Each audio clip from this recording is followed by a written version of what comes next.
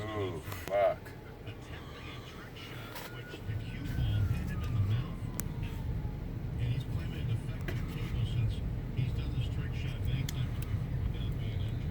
Now this guy's, what's he, a dog groomer or something? He's ready to go around everybody.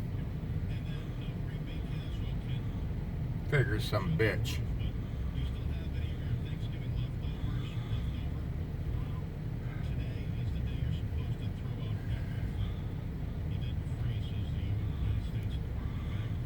The lady's giving him CPR. The guy's lucky that she's there for him. Yeah, right. Yeah, if they're pounding on his chest, that means the motherfucker ain't breathing. Right. Right?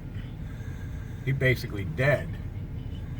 She probably pulled him out of the driver's seat, yeah. Yeah, I bet she's in this little black car and she pulled over, you know, she's a nurse or Yep. whatever. CPR is something, Donna knows it. Frankie knows it. I've never taken any classes. You know,